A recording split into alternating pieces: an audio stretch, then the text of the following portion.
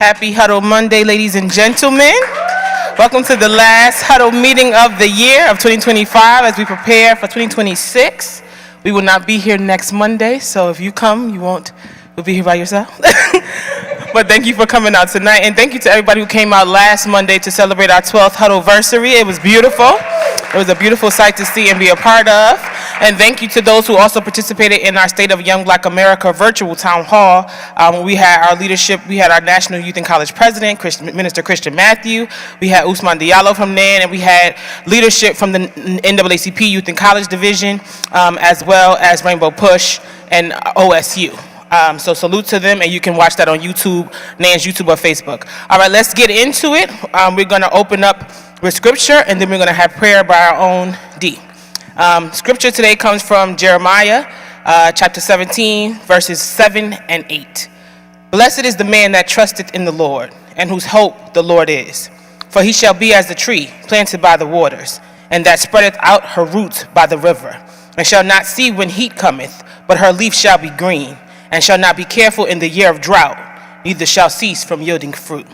Amen? Amen. All right, come on with the word. Thanks, Sister Ashley. Happy Huddle Monday, everybody. Let us look to the Lord in prayer. Father God, we come before you. Thank you for waking us up this morning. Thank you for carrying us through this day. We thank you for bringing us here to the National Action Network one more time as we are about to close out the year on this last Huddle Monday. Now, Father God, we ask that you be with those victims of the stabbings this week, Father God. We ask that you be with those involved. We ask that you be with us and be with those involved in the police shooting on this week and those affected by the shooting, Father God. Violence is running rampant across the land, and we ask that you heal this land and put your staff down and heal this land in the name of your Son, Jesus. Father God, we are hurting down here as a people. We are hurting down here as a country, and we need your guidance. We need your strength. We need you to continue to do what you do. Father God, we ask that you be with those who are struggling with mental health right now, Father God. We ask that you be with their families. We ask that you be with those who are sick and those who are those who are shut in, Father God. We ask that you just continue to be with us and continue to guide us as we go into this new year. And this I pray in Jesus' name, amen.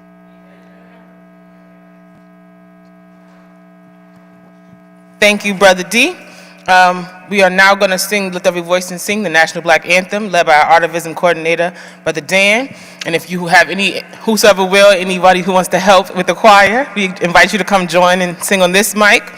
Immediately following that, we're going to have the director report by our Vice Chair, Dominique Sharpton. And if you have any announcements or action alerts that you want to share, we also welcome you to come with that. All right? That's the order for now. Amen. Whosoever choir seems to have arrived. Very well, welcome. Please join me in song as we sing the anthem.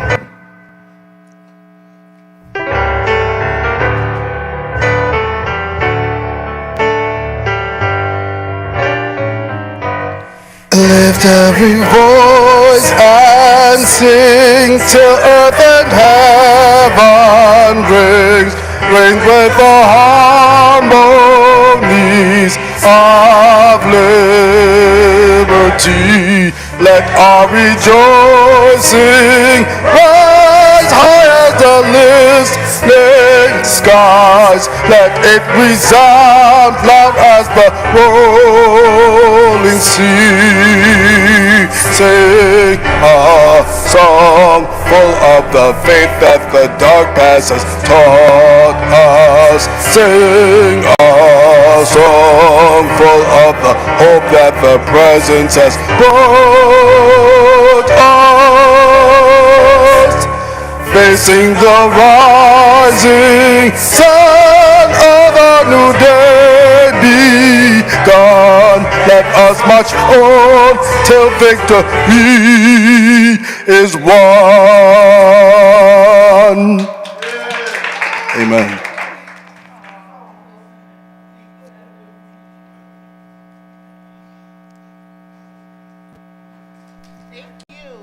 Thank you so much. Good evening, Huddle. So we've had another action-packed week. As many of you know, in just a few days, We will be hosting and welcoming to the House of Justice. It's a cherished day of Christmas where we will be serving hot meals on this Christmas day, also giving away toys for the children. And fellowship will, of course, commence, and there will be a real warm place to gather for families who are struggling during these challenging times. We want to also thank all of our partners and those who have contributed as volunteers to donate, to give of your time and your resources. As we know, this is a very well-attended event that we look forward to every year at the House of Justice. And we know that we have a lot of things to be thankful for, one of which is each other, our Nan family. So I want you to look to your left or your right and say thank you for your service, because we truly appreciate all of you for being here and for being a real strong part of our National Action Network family. Also want to thank, of course, our Women's Auxiliary, headed by Sister Kathy Jordan Sharpton and Lisa Harps, who every year on tomorrow, they'll be here all day, making sure that the toys are set up and making sure that everything is looking decent and ready for our event on Thursday. And we certainly just want to thank all of our committees, the Women's Auxiliary, the Men's Auxiliary, the Disability Committee, the Hospitality Committee, the Welcome Committee, and so many others, our Deaf Club, our interpreters, I should say, and so many who gather to organize under these walls and who really make a difference. Give it up to our National Action Network Youth Huddle, who celebrated 12 years of existence on last week, and we certainly want to thank all of you who came out. It was a wonderful celebration, celebrating 12 years that National Action Network's Youth Huddle has been in of existence, and we are grateful to be able to open up our doors for young people to come to learn, to be nurtured and supported. As we know, we are in the now generation, and we know that they are truly the leaders of today and leaders of tomorrow. So thank you for pouring into our young people, and we invite you as we go into the new year to bring your young people from your family, from your community, invite them to come to Huddle, because it truly is an experience, and we want to continue to enhance and develop as we know we can do, right? Community strengthens community. With that said, it is also a bittersweet moment. We are moving to a new building, and so this will be the last Christmas holiday that we will be celebrating in this facility. But we know that we are moving on to bigger and better, and and so, if you want to come on down just for that, to say farewell to this building, as we will be holding our last Christmas event for National Action Network in this building. Not to say that this will be our last Christmas gathering, but it will be our last Christmas gathering at 106 West 145th Street. So we will be saying goodbye to this building after next month. I love when people are, just so enthused. I love the energy. But we are not disclosing the address until we are ready to open the doors of the new House of Justice building. But it will be in Harlem, and we are very excited and working very diligently and hard to make sure that everything is prepared for you and me and all of us to walk through those doors in decency and in order. So give it up to Nan for the hard work and tremendous increase. We know that we can't stay here forever. We knew that we were, getting too large for this facility a long time ago. And so, Reverend Sharpton was diligent in keeping his word to the community that there will always be a House of Justice as long as he was here. He would make sure that there was a House of Justice for the community and people of the community to be able to come and fellowship and organize and network together. So we are very excited for the new endeavors of National Action Network, and thank you for your continued support in everything that we are doing. Honoring Rob Reiner. As the nation mourned the loss of acclaimed director and producer Rob Reiner, the President of the United States made the most vile and disturbing comments about this American icon, and Reverend Sharpton slammed Trump's words and released his own statement on the entire incident. And if you want to take a look at that, you should and could go to our website, as you should be doing all the time, to find out what Nan is doing and up to, and His statement is on the website. New Jersey's new Attorney General, so Reverend Sharpton also praised the appointment of Jennifer Davenport to serve as Attorney General for the state of New Jersey. He applauded the move by New Jersey Governor-elect Mickey Sherrill, as the position plays a critical role for upholding the rule of law, protecting citizens, public safety, and even serving as a line of defense against draconian policies emanating from, of course, the Trump administration. He also released a statement about that. That's on our website. And we know that, of course, the DEI fight continues. So I believe, y'all, they took the last week Thursday off and taken again, no, they're taking this Thursday off because of the Christmas holiday, but we'll be resuming again next week. And so for those of you who have been involved in our DEI protests outside of the offices of Bill Ackman in the city of New York, thank you so much for being there, whether it was raining or snowing, freezing cold, 100 degrees outside. We have people who have demonstrated the effective power of demonstration and who were out there, rain or shine, protesting to keep DEI alive and making sure to keep that on notice. It's very important. And as people, people come and go, people feel as if, they personally make or break the movement, but it is the members and the people who are dedicated to this cause that continue to stand up and fight back. And so that's what we do collectively, and we want to continue, of course, these missions.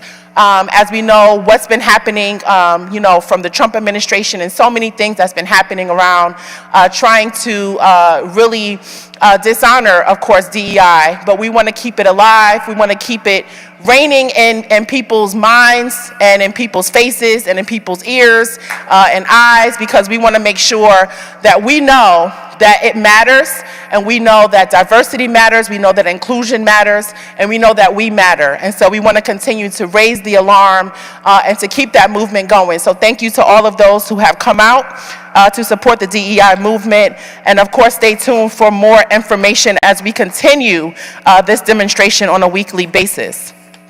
That is all I actually have for now. How many people are coming on Thursday for Christmas?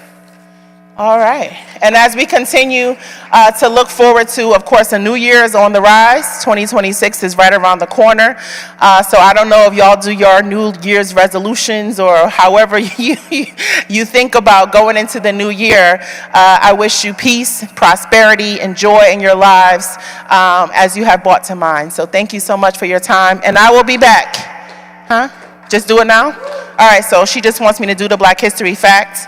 I'm proud to do that. On this day, December 22nd in 1960, artist Jean-Michel Basquiat was born on December 22nd, 1960. When it comes to prominent Black modern artists, Basquiat is perhaps the most revered.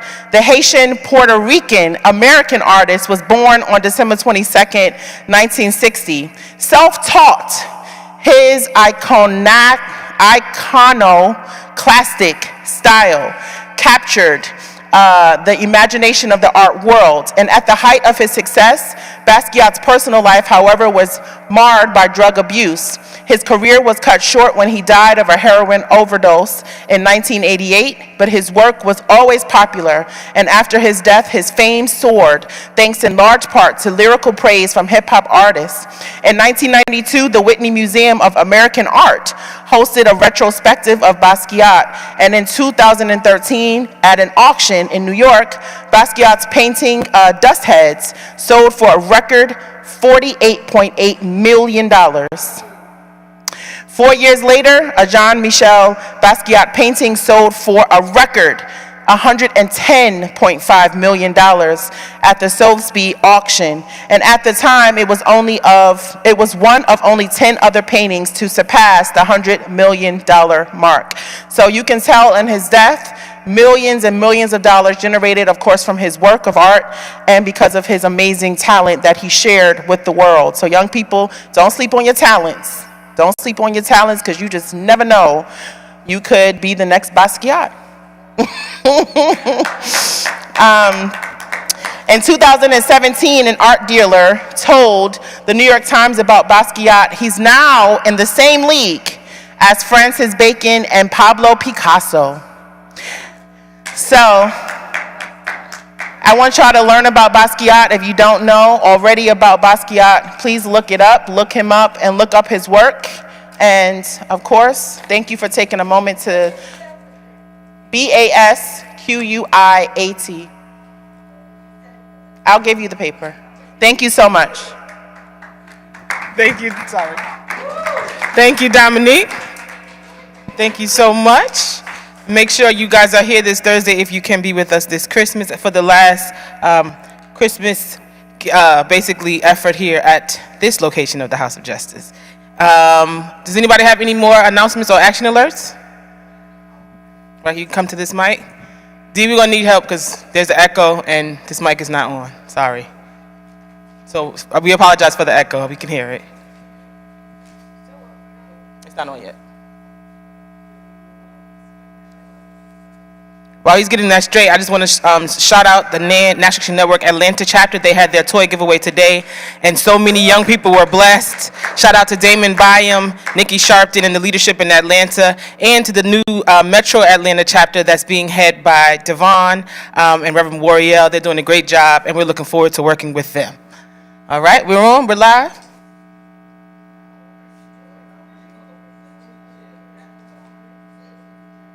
Test it. Hello? There you go. Okay. All right. Thank you. So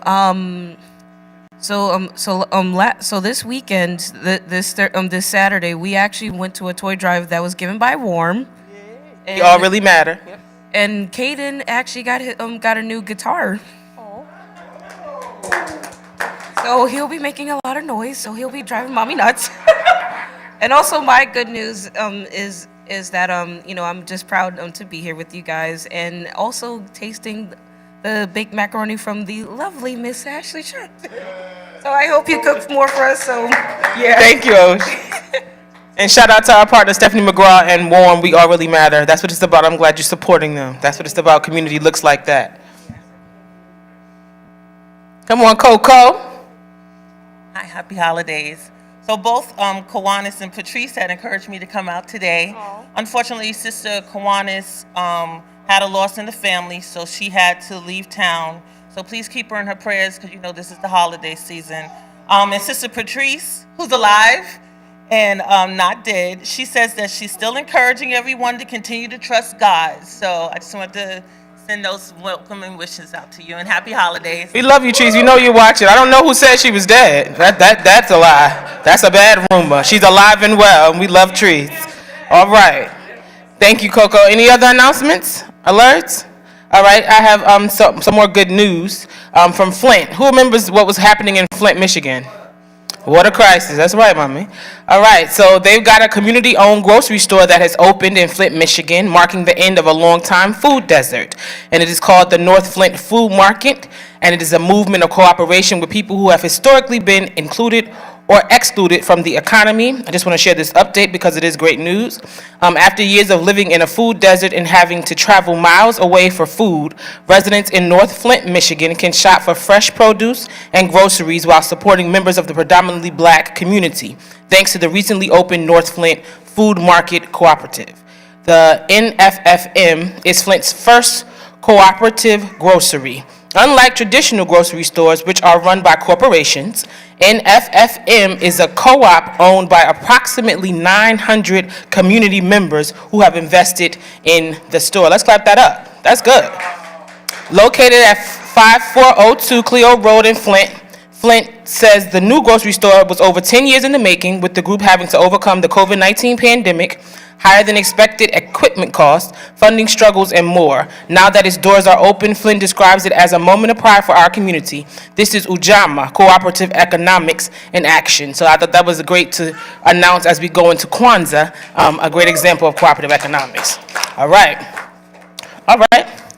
So let's jump into our Did You Know articles. No more announcements. Everyone sure?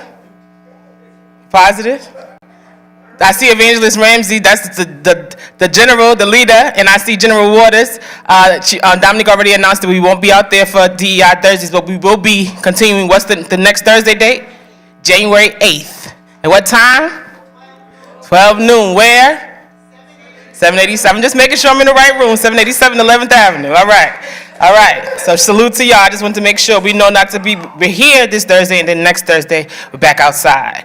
All right. All right. Let's get into our Did You Knows. We're going to start with D on Obamacare subsidies. We have 4 Did You Know articles tonight. Brother Freeman, are you presenting tonight? All right. Come on to the front so we can put you in the program. Come on. All right. Come on, D. Let's clap him up as he comes. He'll be followed by myself, then Daniel, and then Maurice. Thanks, Sister. Okay, today's article is entitled Hakeem Jeffries Bipartisan Lawmakers Push to Extend Obamacare Subsidies as Expiration Looms. As the year draws to a close and Congress adjourns for the holidays, millions of Americans are bracing for a sharp increase in health care costs after federal subsidies that have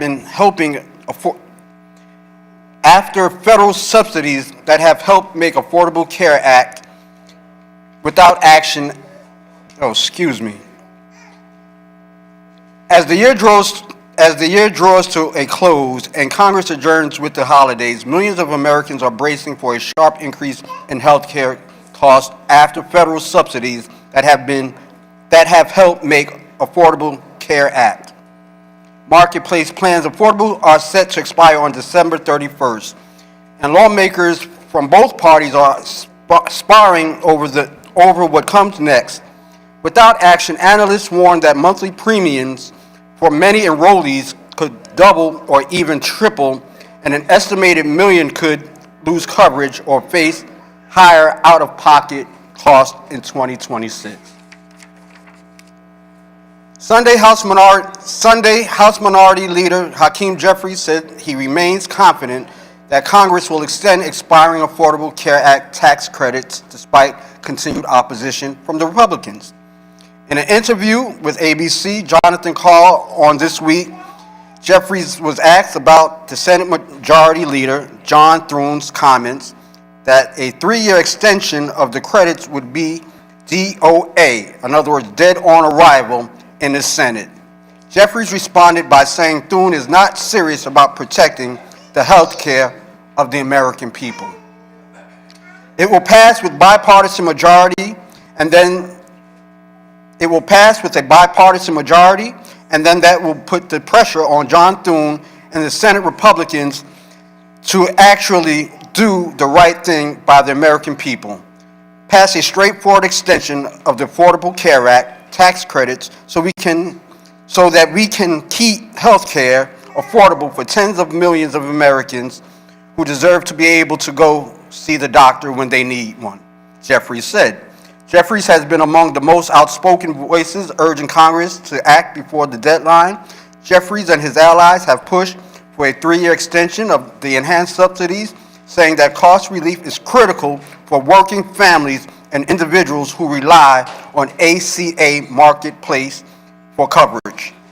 His approach has included efforts to use a discharge petition, a legislative tactic that also allows lawmakers to force a vote. Leadership won't bring a bill to the floor. And he has argued that there is bipartisan support for extending the tax credits, and leadership will allow the process to move forward. So in a nutshell, there is legislation proposed to extend the subsidies. And like always, those who oppose it are always on the other side. And so therefore, we've got to continue to put pressure on our lawmakers to keep the pressure on the other lawmakers so that they may do what it is that is necessary so that we may be able to continue to keep our health care. So does anybody in the audience have any questions or comments or statements regarding this article?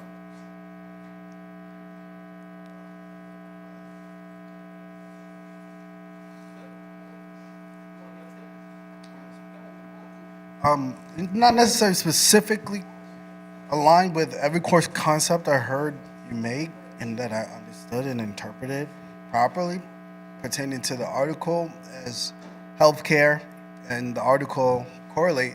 But it's important for me to mention that prioritizing the healthcare of peoples should be a number one priority, because in fact, without sustaining life and keeping up with trends in the medical market to be able to lead on the cutting edge of technology and medicine should certainly not only be a priority, but a goal, an achievable goal that the American people should be able to access. And using international examples of medicine and the medical marketplace, as well as care and care affordability / care access, we should be considering all of the different international models that are currently in effect, especially those performing higher than others at the upper echelon top tier of a bell curve in the fourth quartile, because it is true that it is possible that prices can be reduced, if not diminished to nothing, and healthcare be made accessible. So with that being said, I yield back from the microphone because I want to give other people an opportunity to speak. But removing the aspect of competition will have a tremendous impact that will be absolutely astoundingly profound and well for the overall well-being of humans, especially those here in America, if we choose to mobilize in that direction and take steps in that direction to provide our American constituents, our American citizens, access to healthcare that is way more affordable, and doing so knowingly to provide ourselves with more fortitude in the workforce, because people would have less to worry about regarding sick days or, affording to work to the extent that they're not missing out on accessing their insurance policies through their employees, for example, and that's just. Thank you. Uncle Ernie. Question, and my question is, who's benefiting from not giving us health care? Because half of the people that's not getting the health care voted for that idiot, okay? So now, if we're not getting health care, which one of his cronies is getting rich off of the fact that we ain't getting the health care that we deserve? And then also, too, all of those people that are elderly, disabled, all of the people that need health care. Now, all I can see is if you don't give them this, the right-minded people, because there's some people that don't have the right mind, the right-minded people will never be in his corner ever again for what's going on. And some of the stuff that they see already. That's why his ratings have went down. But I'm saying, who is benefiting from this? It must be somebody, because why are they doing this to us? Why? Somebody got to be benefiting. Thank you, Uncle Ernie. Absolutely right.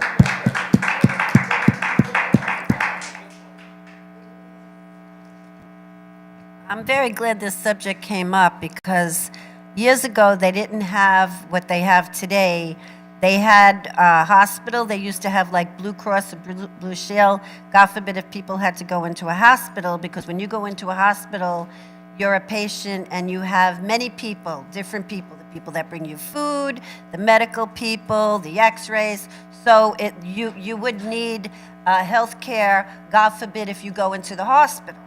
But as far as medicine, I think you all need to really open up your eyes, because the Nobel Prize means a noble profession.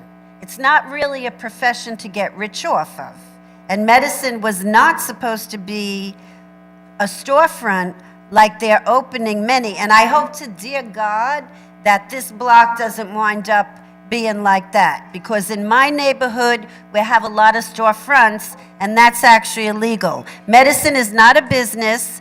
I oppose, usually when you work for a corporation or something, you get medical coverage if you have to be out. But I think we need to, because I'm a voice for many people coming down. Sister Sandra and I, last week, there was a woman, and when we were going to DEI, and she had cancer. And I asked her, I said, did you use cryogenics? And she said, no, she had the chemo and that. That's radiation. That's like putting something in a toaster and it gets burnt. Cryogenics is the reason that when you get surgery, you don't feel pain. Or when you go to the dentist, you don't feel pain. It's the sub-zero gases. That's a lot of the reasons why we used to go up into space, not to go to another planet, but Thank to you, Jeanka. study science of the gases. Thank you okay? very much, Jeanka. Sister. How are you? I'm listening to it. He doesn't care. I keep telling we know he don't care about us. Obama cares, and that's what he doesn't like. And he's trying to put his name everywhere, so he could so he could have his name put in history books. He doesn't care. You know, even like with people, I'm telling them, y'all don't come out and help yourself.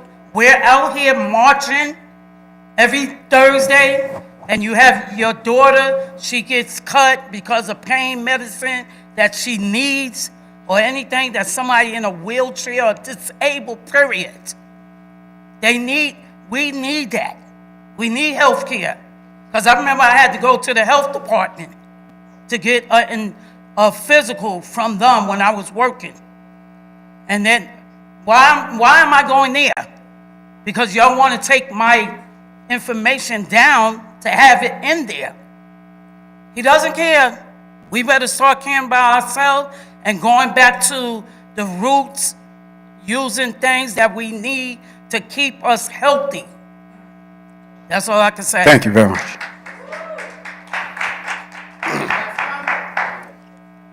Going once, going twice. So, thank you very much. Bring it back to the floor, Sister Ashley. Thank you, D. All right, mine is more informative, and it's not bad news. To me, it's good news. So we wanted to have a lighter Did You Know article tonight. All right, it's called Introducing Hope AI. What does AI stand for? Artificial intelligence. All right. All right, so an era of equity is here, and this article is from Modern Ghana. A new chapter in America's economic story has arrived, and its name is Hope AI. For generations, underserved communities, particularly African Americans, have been pushed to the margins of financial opportunity. We have navigated the long shadow of what we call financial incarceration, the intentional obstruction of economic mobility since the moment physical emancipation occurred. Today, however, we stand on the edge of a new frontier, artificial intelligence, a force that will redefine every sector of society by 2030. That's 5 years. For our communities, this is not a moment of curiosity, this is a moment of survival. Hope AI, introduced through the national work of Operation Hope and visionary leaders like John Hope Bryant. Has anyone heard of John Hope Bryant here?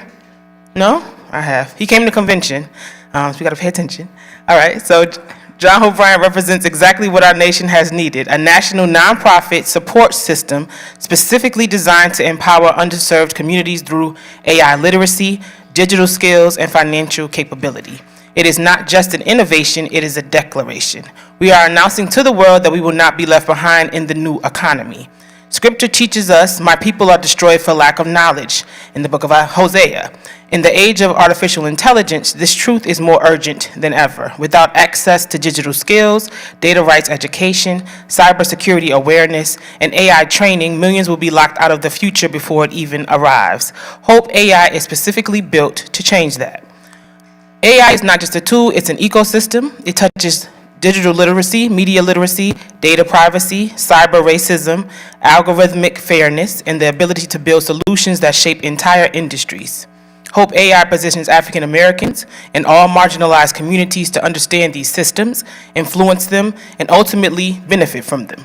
For decades, we have been the inventors, creators, and innovators America relied upon, the creators of the cell phone, the pioneers of modern arithmetic, the imagination behind the super soaker, and the countless unsung contributions of Black ingenuity from Reconstruction to today. We have always overcome. Hope AI is the next chapter of that legacy. This national platform provides free access, yes, free access, to AI education for underserved community members. It opens doors for Black women to pursue healthcare, data science, for returning citizens to gain digital career skills, for working adults to retrain for AI-embedded jobs, and for students to build solutions that solve real community problems. It teaches people how to get a job, keep a job, create a job, and start a business. And this is the blueprint for 21st century economic liberation. So with that said, when we move into the new building, we will be working specifically with Operation Hope on this specifically. So I wanted to share that information because it's interesting. You can look it up yourself, Hope AI. It's very simple, HOPE AI. And you can look it up yourself. It's free. It's necessary for us to thrive in this era because it's not going anywhere. Artificial intelligence is not going anywhere. It's going to get more complex. And like we are underserved communities, so usually we are at the end of the stick. So we're making sure that we are basically pushing ourselves ahead and making sure our young people and our elders and everybody in between are perfectly equipped if we take the resources seriously. Yes, sir.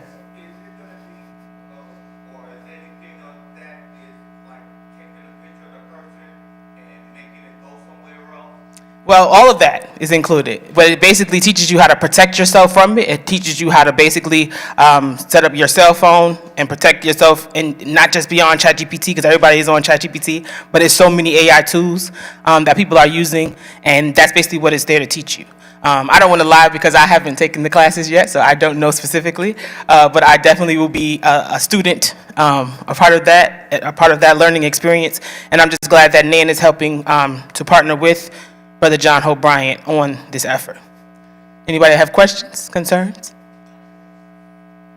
Right. So, like right now we have a lot of Sora AI that's on the internet where they have talk with Biggie and all this kind of stuff. A lot of people that are passed away. Right. Like they're active. And some of them people are getting sued, by the way, but keep going. So I'm concerned about how they put the parameters up for, because so many people feed off of social media like it's real and they don't understand. Yeah, that is not. It's not correct because we have a AI uncle. He's a black guy who gives all this positive information, but it's not real. He's not real. It's Right. all completely AI. So I just really think we need to definitely push that. Whatever has AI is stated in some kind of form that this is AI. Because they did use it when we was having a conversation about food stamps. And they had these depictions that was incorrect of people storming, trying to steal stuff, and it was all AI generated. Well, that's also on elected officials. That comes with policy. In order to protect us, like you said, there should be some kind of stamp or something that's a disclaimer or says that this is not real. That's nowhere. Literally, you have AI. I've seen AI rappers and singers, like literally making massive money, and people think that they're real people, and they're not. But the point of this is basically the people that's making money off that and producing that is usually not us. So that we want to make it fair game so that we understand how to work the system as well and create those opportunities for ourselves. If they can do that for negative, we can also do that in a positive way and influence in a positive way and teach faster so that people from as young as Caden can understand what they're doing in this rapidly changing world. Tony?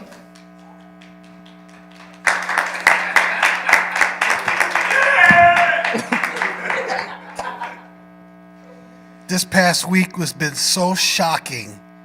I'm surprised I still got this brain in my skull, for real. So, a friend of mine I've known since 2001, he took the 28-day AI challenge, and after that he's like, he knows most of my content, my workshops and stuff. Dude, we got to create an app. We got to create an AI app. So okay, I was like, wow, I'm gonna create one around romantic relationships. It's called Date All You Want. And it's about how to teach people how to navigate the whole dating process. Love it. And then I realized, then I was on a podcast with somebody I know from Landmark this Friday. It was about family. And I came up with this idea, it was original, came out of the blue, an idea in 2008 called the 7 Worlds of Love. 7 worlds of love are love of self, love of another, love of family, love of community, love of humanity, love of the planet, love of spirit, which takes you back to love of self because we're all spirits in a body. I found out watching my daughters come out their mother, but yeah, it's a whole other story. All right, so The reason why I'm bringing this up is because I found out that I actually now know how to have love, how to create those apps for all 7 of those worlds, to teach people how to love in that world so that we all can love each other. I'm like, I'm so shocked, but I'm so thrilled and happy. So next year is going to get started. So Thank you, TV. well, he can't handle it. He's too much of a narcissist. I can't. He ain't supposed to, but it's okay. We're going to take care of him anyhow. Well, as he said, there's massive, no, we're good, Jonka. There's massive information out there, and the AI world makes it even, like some people literally live in AI. They don't even come outside, they're just on the computer, existing in a whole nother world, and they don't really have to talk to us, have to not see other humans. They literally exist and have names and get lost in that world. So we need to just be able to understand how to tap in and tap out. All right? I'm moving on. Next is Dan, and then we got Maurice, and then Brother Freeman.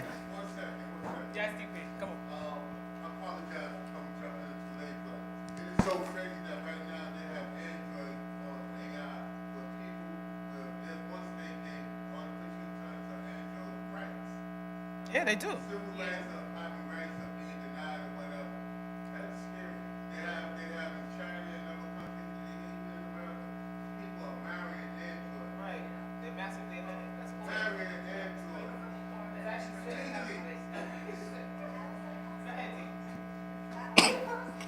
All right. My Did You Know article titled Trump's Latest Abuse of Clemency Are Genuinely Scandalous. Scandalous. These microphones are playing tricks a little bit, but it's an opinion article, yet it's relevant, highly relevant if you ask me.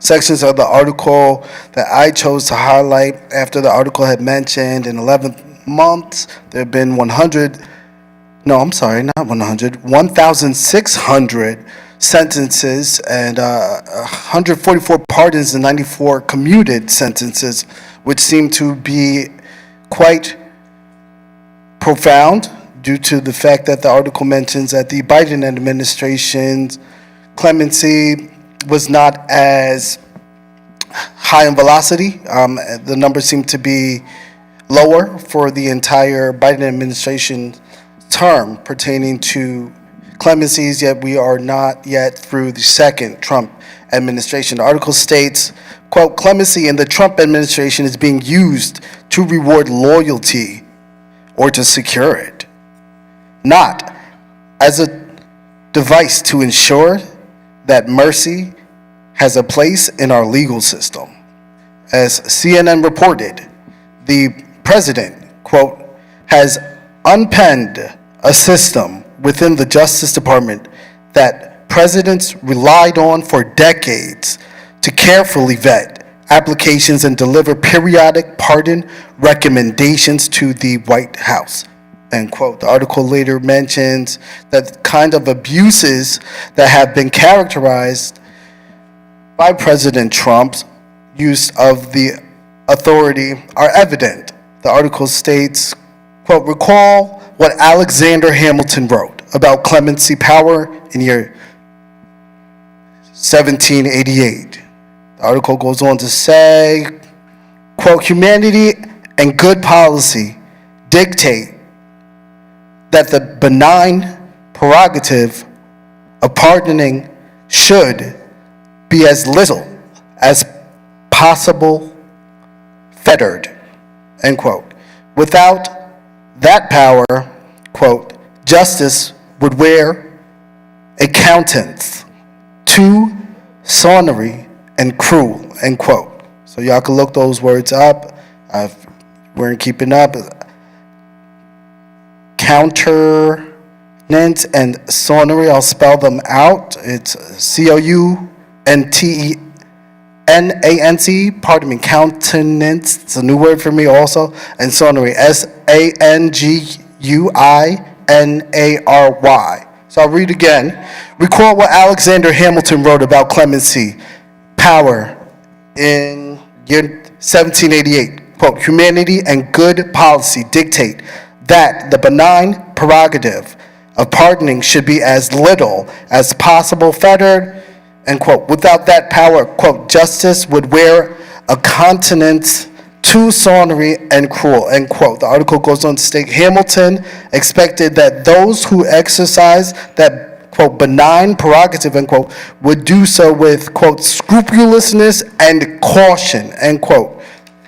Very important details about the read, as the article later mentions two bold sections: pardoned for loyalty and pardon of a corrupt politician, with examples. So the article states regarding December, and Juan Orlando Hernandez, the former president of Honduras, who in June of last year was sentenced to 45 years in a prison and fined $8 million for, quote, conspiracy to import cocaine into the United States and possessing machine guns and destructive devices in furtherance of the cocaine importation conspiracy, end quote. The article mentions 400 tons of cocaine into the United States having taken place via said aforementioned Juan Orlando Hernandez. The article has a second example a little bit later, but before I move on to discuss that, the article states the president illustrated his highly personalistic approach to clemency, and that's in regards to President Donald J. Trump. The article also mentions that there was, in consideration of a pardon, a written piece of language with separate Substack postings calling for the pardon of Hernandez, and that is an important detail for me to not omit as well. Later in the article mentions, quote, the pardoning of drug kingpins is virtually unheard of, end quote. The Hernandez case is said to have illustrated, quote, the erosion of the traditional clemency vetting system, replaced by a process increasingly shaped by money, access, and political influence, end quote. So that is the example that's mentioned in the bold part of the article that says pardon for loyalty. The second bold part mentions pardon of a corrupt politician. The article reads, quote, in another abuse of the pardon power, on December 2nd, the president pardoned Texas Representative Henry Cuellar and his wife, who have been charged but not yet tried for money laundering, wire fraud, and conspiracy to commit bribery. It stated that Trump did so after Cuellar's daughter wrote him what the president described as a, quote, beautiful letter about their parents, end quote. Quite trifling indeed. We will notice these details. But a third mention that I chose to include with my presentation of the Did You Know is in regards to what I saw when I was browsing the internet one day. There was an interview. It was about the Sean Combs circumstance before the sentencing, and I believe that was about 4 months ago. The video, when I found it again today, was 2 minutes, 10 seconds. And it was labeled, why Donald Trump says, quote, it's more difficult, end quote, to pardon. And I remember viewing that and not quite understanding why it seemed to be a giggle and laugh circumstance, why it seemed to be made for TV and used to be slated semi-normally as comical, but also a flagrant example and personification of President Trump's thought pattern, because there was a mention that I recall vividly the President of the United States had stated, and the effect of what he stated seemed to mean that due to perhaps, possibly, hypothetically, Sean Combs not being a loyalist to Donald Trump and making it more difficult for the President of the United States to pardon that individual. And I found that very, very, very different than anything I've ever seen before, because the interview went on and it seemed as though the interviewer was egging on the president to divulge what it is that the president was thinking pertaining to the pardoning of that particular individual's sentences or that particular individual's accusations at the time. And keeping in mind that this article has in bold pardon for loyalty and pardon of a corrupt politician, it is to be inferred that there are serious concerns with this current presidential administration. The article later mentions a few other important details, some of which I'll iterate. Specifically, the article begins to hone in a little bit more on the Trump administration's admissions to pardoning. The article states, the president did not hide his displeasure with writing on Truth Social that the move demonstrated a lack of loyalty, is what the article states in regards to Coulier. The article mentions federal level, we need to follow these examples of several states which require a clemency board to sign off on any proposed use of that power. And it's important in regards to checks and balances that we understand conceptually why these type of oversights must be maintained to avoid further complications and problems here in the Americas. And that's North America specifically.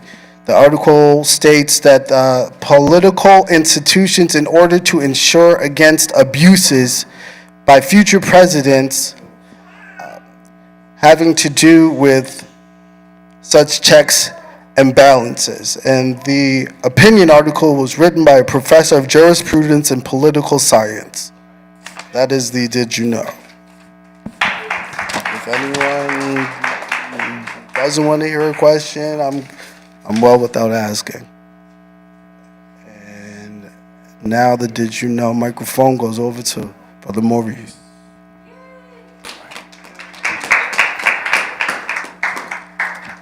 Thank you for that, Dan. That was a great Did You Know? For those of you who don't know me, I'm Maurice. And pardon my voice. I know I sound like Nipsey Hussle or something right now, but it's coming back slowly. It's coming back slowly. So my article was about Donald Trump's administration starting to go after people who are natural citizens now, naturalized citizens. He was originally targeting birthright citizens, and ahead of the new year, Donald Trump had big plans regarding his mass deportation policy. Now, naturalized citizens will be subject to targeted attacks in order to meet a monthly quota. So according to a new report, it has the potential to change the way we interpret the U.S. Constitution. Now, the report estimated 100 to 200 cases would be seen on a monthly basis in order to meet the Trump quota. So the news comes, thank you very much, as the U.S. Supreme Court is set to decide on Trump's executive order to end birthright citizenship.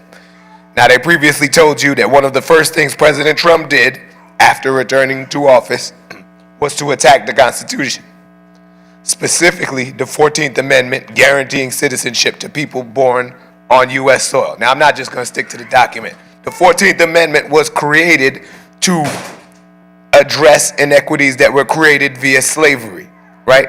So now it's no surprise that this administration wants to target the 14th Amendment and wants to target minorities, specifically black people, black and brown people.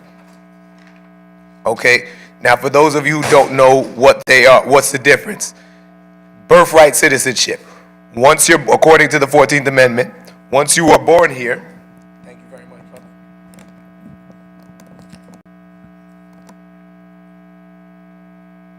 Much better.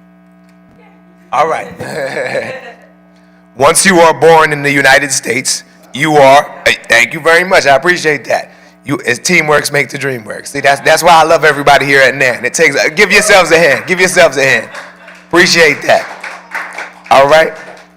Now, once you are born in the United States, you're a United States citizenship. That's because people were stolen here, brought here, and then when they were freed, they had children that were being born here, but were not being recognized as citizens. So this was created. Now, he has his 6 people on the Supreme Court bringing up cases involving birthright citizenship, something that is old, settled law. We shouldn't even be thinking about this. And they're seriously considering changing that law, right, which will affect everybody. It would also have affected his parents. So, I mean, we don't know why they're doing that. But the Trump administration, why are they doing this? What's the reason that they give? So the reason that they give for trying to target naturalized citizens now is that they allege severe fraud has allowed some bad folks to slip through the immigration system. Of course, his DOJ never gives any statistics. They don't give not one instance of actual fraud. They just use this excuse to overturn anything. So I'm going to just come out and say it right now. This administration is fighting to legitimize white supremacy. All right? Now, if you guys saw that press conference that he did recently, I don't know if it's just me who feels that way, and I'm going to speak to you guys off the cuff right now, but it felt like I was watching a KKK rally where he was talking about Ilhan Omar, okay, in a room full of people. Nobody could stand up and say, okay, you know what, this is not right. Let me walk out. Let me have a moral compass. No, he said, people like you are in Congress, and all you do is complain and use other explicatives that I'm not going to say, right? And he said, why don't you go back to where you came from? Go back to your, and he repeated what kind of country it was, and said, you take all your people and go back there, the Somali people. You go back there, all right? And then you would think that he would say that, and the room would be like, whoa, we're not supporting. He got a round of applause from everybody in the room. Not one person in that room said anything. They're coming to these rallies and meetings now without the hoods. That's the only difference between them and the old school KKK that we have. Now, what's the problem with them targeting these naturalized citizens? A lot of people say, well, you know, this is not our fight. It's not us. It's the Spanish people they're going after right now, right? So typically, black people would be the canaries in the coal mine. When the rest of America has the flu, we get pneumonia. This time around, they're not going to start with the black people. You work up to the enemy that you can't beat. We're the ones who break chains. We're the ones who have been on the front line of all of this. We got civil rights. We got a whole bunch of other rights that they're trying to roll back, and they don't understand that we're not going back. No matter how hard you try to push us back, we're going to continue to break the chains when you continue to put them on us. We're not going back to the back of the bus. We're going to continue to be in the front of the bus, and we will always be at the forefront of every fight like this. All right, all of us were called here for a time like this. I'm glad to see all of these people in the crowd right now. Okay, so now that the Spanish people are the canaries in the coal mine, I mean, we have to pay attention. We have to be on top of this issue. They're doing a lot of the things that they did to us, like reinstituting racial profiling. They're making it cool. What are they saying? We're giving quotas. What happened to us when they imposed quotas on the police here? What did they do? They came into Harlem and all these other neighborhoods, and they start bothering us only. Okay, and why are they doing that? When you ask them why, oh, well, we have to go where the crime is. Well, if you only go and racially profile and harass black and brown people, you're only going to find crime in black and brown neighborhoods.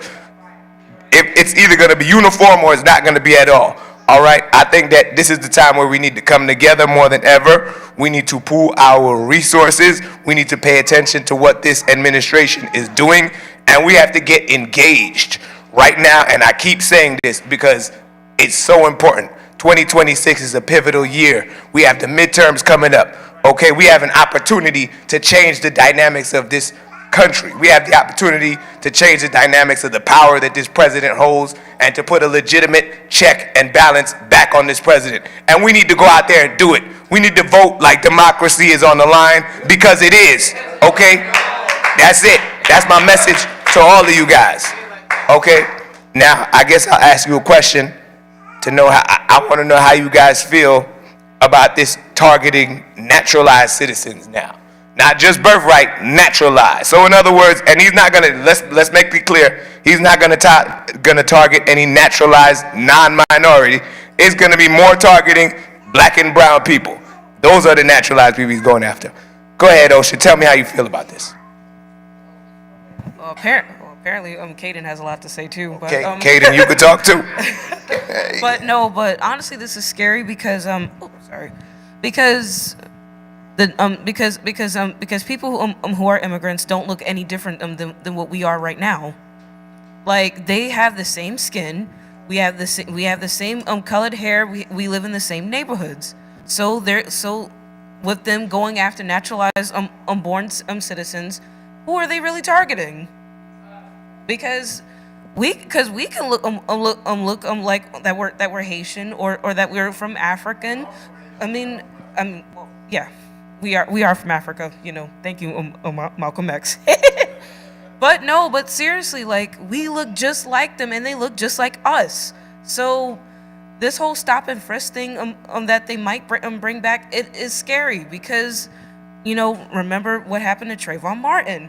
What happened to Ahmaud Arbery? That was all with stop and frisk, and that is scary. And even though this was the early 2000s and I was kind of a little young to endure this, but still, it can happen now. And this man is out of his mind. I mean, to think that he's doing something right, especially if he's going around putting his name on the Kennedy Center, which I wish we would have talked about that too. But it's crazy. Like, it's nuts. I agree. Thank you for that, Osha. Appreciate you. So I'm concerned because I'm a military brat, okay? So me and my brother was born in Oxford, Germany. And we are Americans because the base is considered American soil. So the administration is questioning those things because of fraud. We do have fraud. We have people that are not citizens that use someone else's social security number to get jobs here. What is stated is true. We do need to identify what is fraud, how are people being fraudulent, and to address those things. But my birth certificate is a broad birth certificate. I can't say I was born in Harlem. I've been in Harlem all my life. I can't say that. But that wasn't my choice. My parents are the ones who birthed me, okay? So there are things that we don't have any control over, but this administration, Donald Trump has always tried to go after Obama, who was born in Hawaii, which is a part of America, okay? But I was born in Oxford, Germany, which is not America.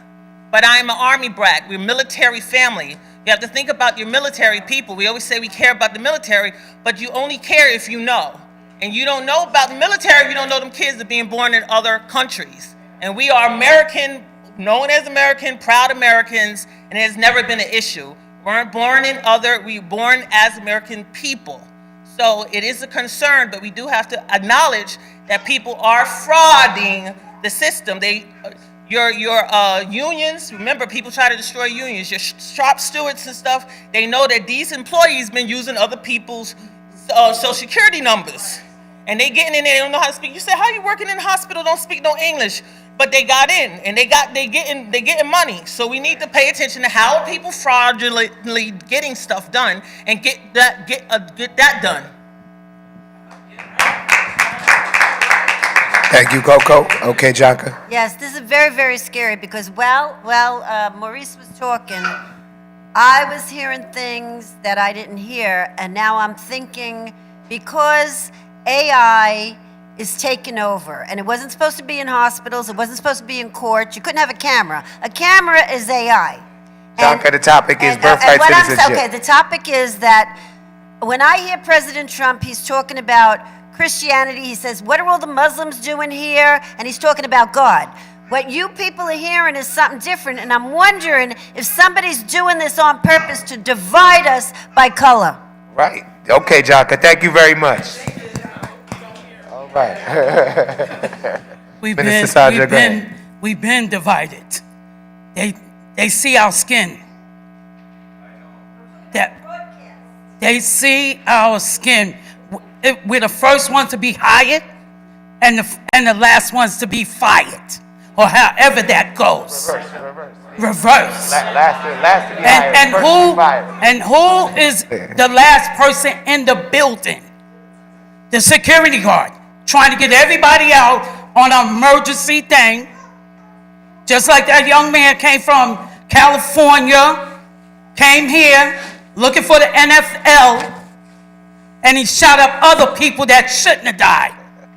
But where was the people that seen this man with this gun, this rifle in his hand? They're passing him by on the street. He was parked right in front of the building. And they don't care. They don't care. If I go get a job, it's like, even with the people that came here for 2020, like they were saying, they got the jobs. They don't have to go back to their countries and get a resume. They put them in the hospital to do these jobs, and they're getting paid. We're using dead people Social Security numbers. All right, thank you, Minister Sandra. Anybody else got anything else to say before we? All right, we'll wrap up. Thank you so much. All right, Ashley. Thank you. Let's clap our brother Maurice. All right, we're going to have a Black Civics lesson for Brother L. Freeman. I don't know how to say your first name, Avon. Avon? Okay. All right, let's clap him up. He's a young brother, and he approached me. He said, I have a presentation that I would like to share and make it plain and hopefully attract more young people. And I see we got more new faces in the house, so let's clap him up. Those are his friends. That's what this is about. You got it. All right, thank you. Thank you. All right, so this is way different from what y'all was talking about. But so yeah, this is a Black Civics lesson. Basically, the basis is education surrounded by Black nationalism. Essentially,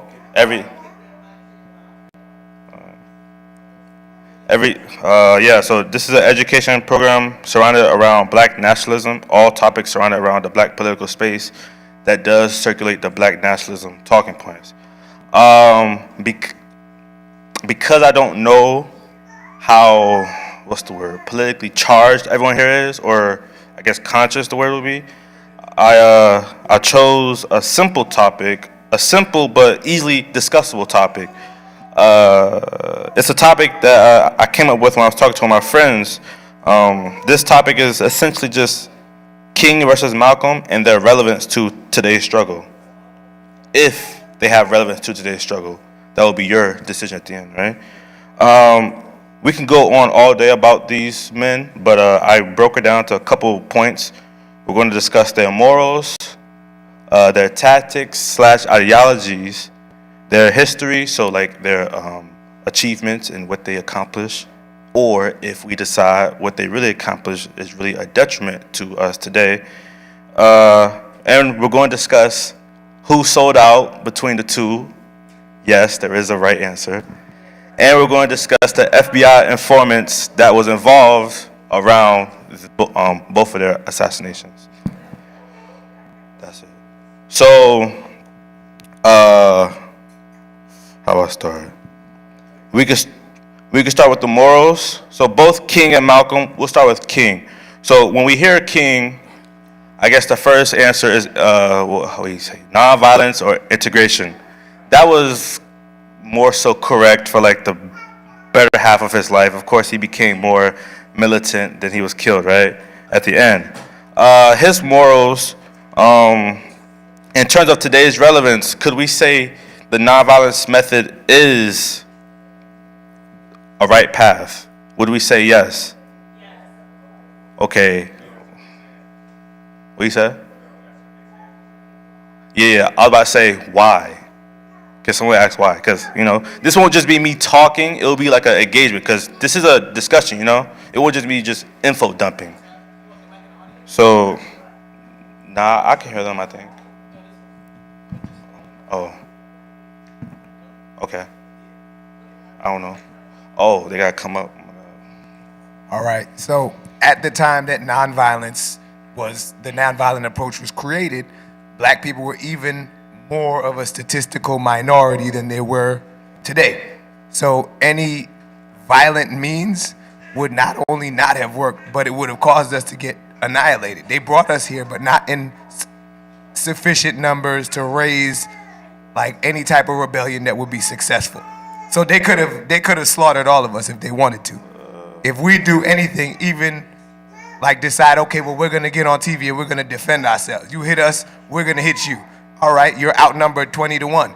You hit us, or you hit them on TV, and they're going to be like, oh, okay, this is why we were treating you like that in the first place. Now let's go and take them all and lynch them and stuff like that. So at the end of the day, yes, what Malcolm X was saying was great, and he had a backbone. He stood up and he said what everyone else was afraid to say at the time. But his strategy was not the correct strategy and the winning strategy that would have put us on top. The one that gave us civil rights and that gave us all of the civil liberties that we have today was Dr. King's strategy. Nonviolence and the power of love. Right. Maybe. Good evening, everybody. I kind of disagree with what he just said due to the fact that I kind of disagree with what he said to fully due to the fact that there came a time that we needed both of them. Even today, we need both of them, because sometimes you have to strike fear into your enemy to let them know that it's not all about turning your cheek. You have to understand that at this day and age, it's so frightening to be a black man, and to the point that as we understand our history, we understand that there came a time when the black man was so under siege that we needed Harriet Tubman to take the leadership role. And today we need the black woman also, but the sorry part, most black men are not willing to follow, not willing to support. So you have to understand that when it comes to the point that you have to understand that it got to a point where she had to threaten some black men that if you don't come, I'm gonna have to kill you, because I know once Master beats you, you're snitching. Today, he don't have to beat you. You're snitching anyway because you're not participating. You have to put actions in front of your words. Actions speak louder than words. At this day and age, you have to understand is that we need violence and we need peace talk, due to the fact that it makes it easier for them to sit down. But as we know now, Martin Luther King as well as Malcolm X was also being manipulated and guided through the FBI. Got one of the most wicked persons in charge of the FBI, and what his job was to conquer, take control of our future. Our future is so vital today that we need everybody to wake up. So, yeah, hold on before you speak. So, his point, right? Well, he speaks on nonviolence, right? One of the major flaws King had was he was a open-hearted, conscious, good-hearted man. The issue was he tried to project his good-hearted conscience on the people with no conscience. Okay? So he, right? Please. King thought, and this is King. King thought that if he showed majority of white people that we're good, saint, Christian-loving people, they will somehow open their eyes and stop doing what they do. That didn't work because they killed him. It did not work. It did not work. How it did not work? Hold on.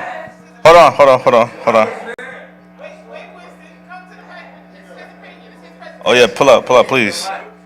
Hold on, please. Go ahead. Let him finish. Yeah. So, like I said, no, it did not work. You see, you have to understand the science of revolution. You do not talk your enemy to death. Okay, you have to hit him. How did the European come and get this country? He came with force. And you sit here and tell me I'm supposed to sit and sing? Please, stop.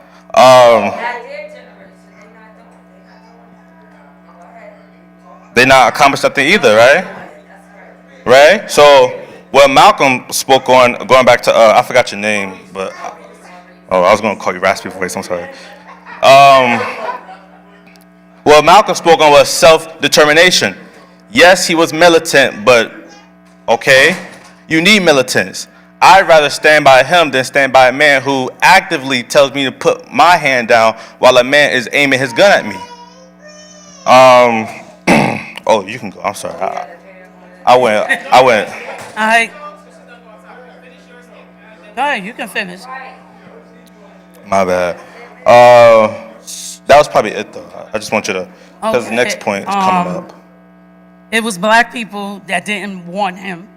They didn't support him. Who? Martin Luther King. They didn't support him, just like even here today, some people are not supporting Dr. Reverend Al Sharpton.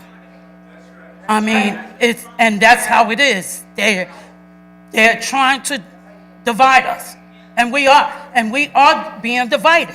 It's Right. like if you're not for what Rev is about, you're sitting. I'm here. I didn't get no help, but I'm here. You know why? I'm here because it's about righteousness. He was appointed, anointed by God, and that's why Rev is here. Wait, who? I'm talking about Rev. Oh, I thought you were talking about Malcolm and Martin.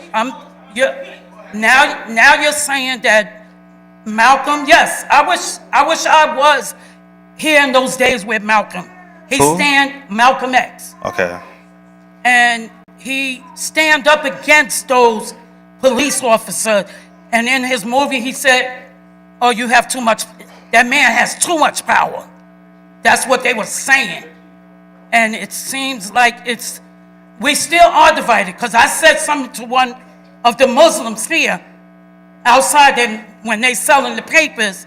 He said, "Oh no, we're not with Malcolm. We're still divided. They're still divided." So you're saying that we're with them? You need to change it because you're younger than me. Yeah. I'm in my 60s. I'm sure you're 20s. 22. you're in your 20s. 22. So it's like you have to make change with the young people, and you are doing it. I'm sure you're trying to tell them right. Right. Thank you. So, hold on. I think you mentioned Stokely Carmichael earlier. No, I wasn't in New York. I was in Florida. I did. Stop it. Oh no. Oh, you wanna? All right, go ahead. To answer the question, so the Kate. I said I did. Yeah. So to answer the question of to give okay. Essentially. Thank you. So, just to really drive it home a little bit, is that Malcolm X did not necessarily say that violence was the only way to get. I said self-determination, but yeah, go on. Yeah, I know, but I just wanted to make it clear to you guys that he said that by any means necessary. He didn't mean like deliberately go into to trouble. It's like and fight with them. It's more or less of violence was the last resort. Like he said that it was the last resort. If we have to use violence as a necessarily, then use violence. But he also preached peaceful means. And yes, I do believe that we need both nonviolence and violence, because it's more or less like it's a balance. Yeah. It's more like, well, it's more or less of we can't just tell people don't hit somebody back when they hit us, because that's human nature. If you swing on me, I'm gonna swing back, basically. But yeah, that's what I just want to put out there. His turn.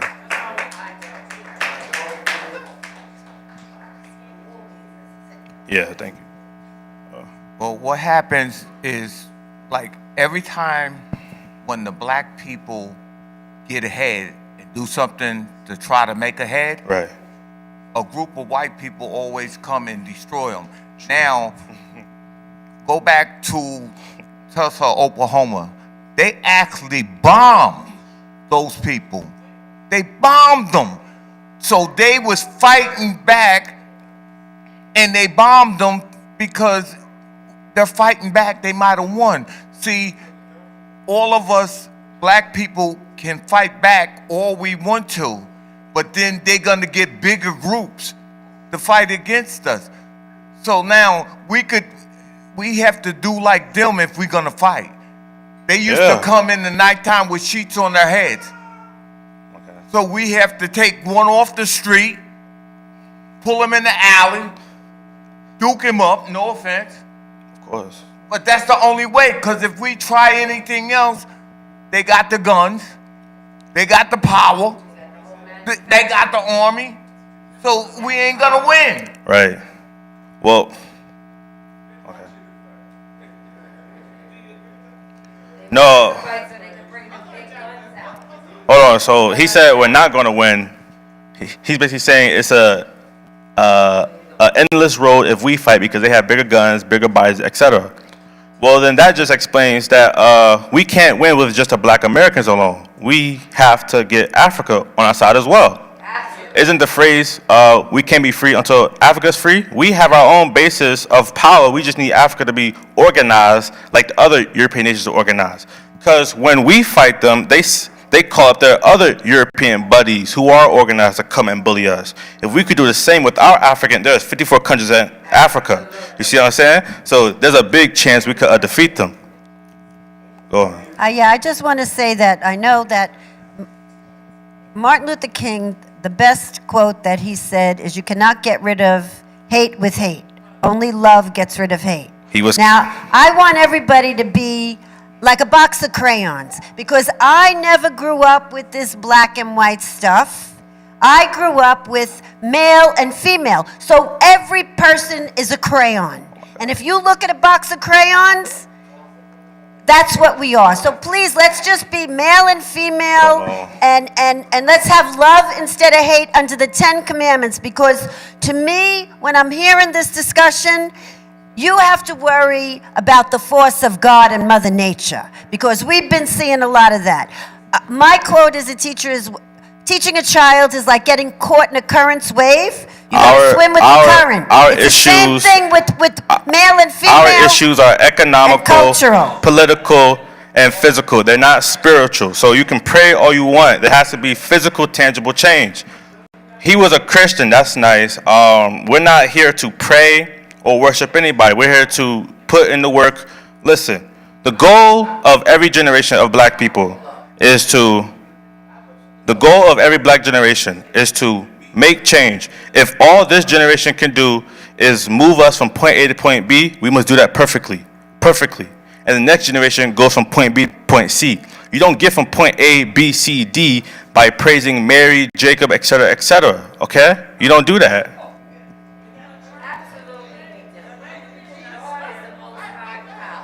All right, brother. I appreciate everything that you're saying. God can be your revolutionary vehicle motion, but I'm saying praying by itself will not make change. You have to do work. Faith without works is dead. That's true. Okay. Now I like that you're talking about Malcolm X and everything like that. I appreciate what you're saying. Now you have to understand that Malcolm X had two different phases of consciousness. Of course. Right? When Malcolm X first came out, it was the white man is the devil, right?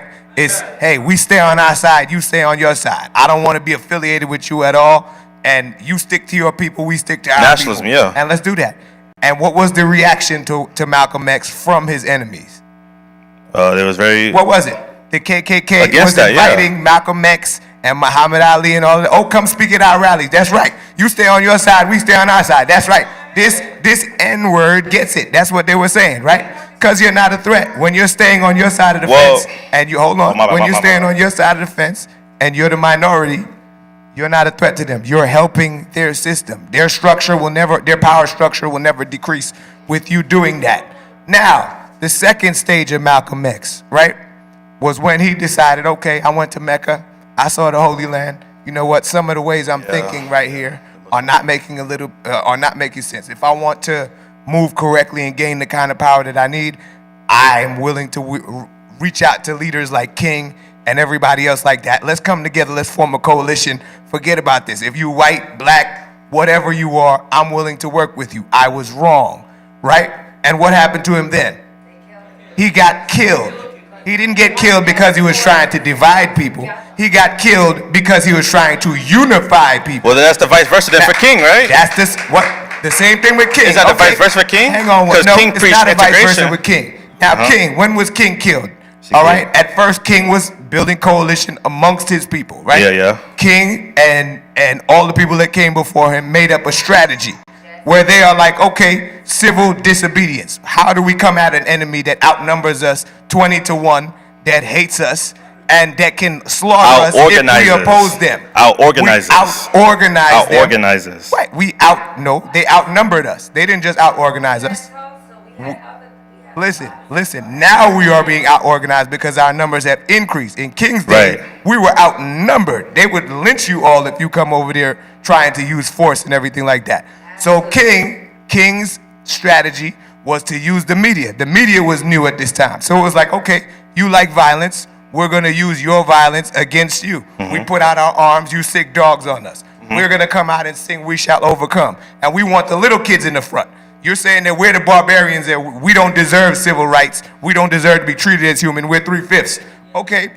We got little kids marching across a bridge saying we shall overcome, singing spiritual hymns. And you have fire hoses and dogs blasting people. Billy clubs coming up here. Right. Yeah, and they broadcasted all of that. And what won? Violence won. But who was violent? They had to turn around in their TV. They had to look at themselves in the mirror and say, you know what? Oh, my God. How could we be calling them barbarians? And look at what we're doing to them. They deserve the civil rights that they're fighting for. Look, they just want to pray and do what they're being regular good people. And then love won the day, right? Because what Dr. Martin Luther King said was true. Hate can't drive out hate. Only love can do that. Right. All right, and that's the flaw with that level of thinking. Both leaders came to that conclusion. And then again, when was Martin Luther King killed? He was on his side with his black people at first, right? But then he changed his fight from just what he was doing also to economic fronts, and he wanted to link up with other races of people and other unions and stuff like that. And that's when he was killed and why he was killed. When you're on your side of the fence only, you will never be a threat to people in power. They want you on your side of the fence. When you try to bridge your side of the fence and come together with more people, that's when you become a threat to the power establishment. That's why they're doing all this, trying to get rid of naturalized citizens and everything else like that. Go ahead, young man. I know you got something on your mind. Speak. This is good, by the way. I like this dialogue. You're good, bro. I was just listening. You know. Give this man a little applause. I want to say, so first off, the enemy will never give us a proper chance, right? So anything the enemy has given us, you can know that it comes with certain, conditions, right? So even with the Nobel Peace Prize, okay, cool. King was against all racism, all KKK, everything. These are the same people who gifted him the prize. Now you must ask yourself, if he was truly against the enemy, and I'm not saying he wasn't, but I'm saying if he was truly 100% against the enemy, why would the same enemy gift him such a high esteemed prize? This is a Nobel Martin. Yeah, please. All right, bro. This Christian nonsense. Don't lose your train of thought, brother. Go ahead. Exactly. So they, why would they give him, this high esteemed prize if he was truly against the people who we say he fought against? Second, with the Civil Rights Bill, it has been shown that bill has already provided nothing for us. In fact, it has benefited more white women and Hispanics than it has done black people ever. You want to speak? But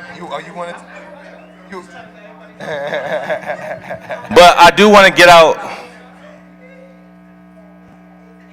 Do you want to speak?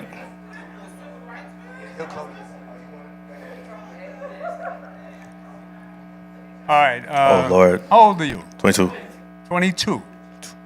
22. I got a great-granddaughter, 19, that works here. Same age. This gentleman here is my Christ-like figure.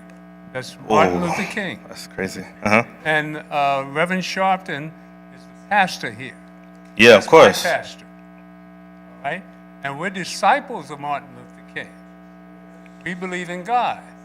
Right. This isn't a religious Finish. rebellion. This is a I'm just explaining my right, side. but religion has no place in our religion is not what's going to free us. So you're bringing religion into the No, listen. My brother. My brother. I I'm say sorry, Winston. religion by itself. I apologize say for religion by taking the mic itself. from you. But Let him finish. Let him finish. He had the mic. My fault. No, My I'm bad. just saying that my struggle got you to have the attitude that you have. Of course. All right? Now I'll explain to you where I'm coming from. I'm 84 years old. So I was 24 years old when Malcolm was killed. Okay. And Malcolm believed all white people were devils, and that Christianity was a white man's religion. Okay. And I took offense to that because I was born and raised in church, like Reverend Sharpton, Right. and I was a disciple of Martin Luther King. All right? Malcolm, I didn't believe in Malcolm because I knew Christ was a black man. Yeah. The original people were black. White supremacy preaches lies, just like this white man that's in the White House. Trump.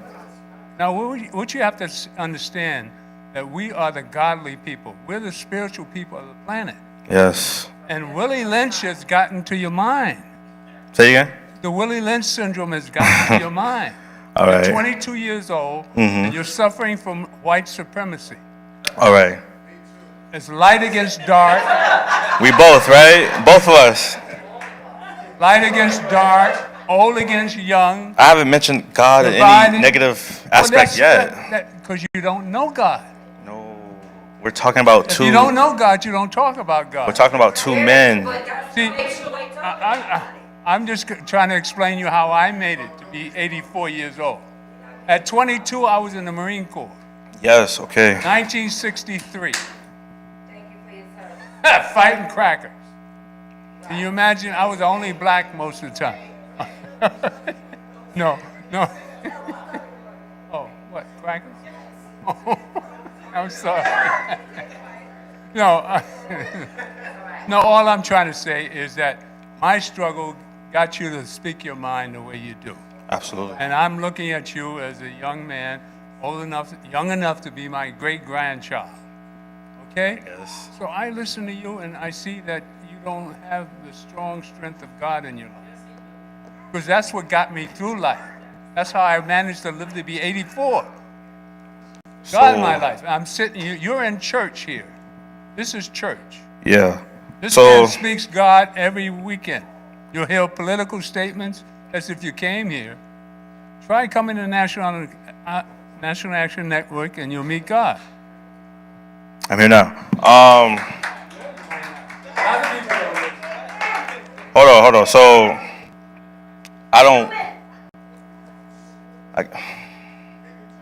with the whole Christianity thing, right? I said religion by itself. I said it originally. Religion by itself will not free us. There has to be some tangible action. Because prayer is still just words. It's only when you put boot the ground can those prayers actually come into fruition, yes? Okay. He's making it seem like I'm just saying, oh, if you don't believe in God, nothing will happen. You can believe or don't believe. There's been atheists who made change too. I don't really care about what you do with your religion. That's your personal belief. All right? Now, with Christianity, as it pertains to black people personally, let's not forget the Bible was used to dismember, disbody, and discombobulate our minds on the plantation. It's a fact that most of the slaves actually coming from Africa were Muslim. They were beaten. Christianity was beaten into them. And the same Bible you use today, KJV, what's his name? King James, that's a white man, that's a pedophile, and that's a rapist. This is, right? This is who you read off of, all right? Now, I don't really care if you're a Christian. I don't care if you're a Christian, Muslim, or into physics, right? the real question is, how are we going to make change, okay? We can't make change without education, okay? You can have you can know all the scriptures in the world, but scriptures don't stop bullets, right? Scriptures don't stop bullets. You need a militant force behind every institution you build. Black Wall Street failed not because they couldn't build anything, but they did not have a militant force behind it, okay?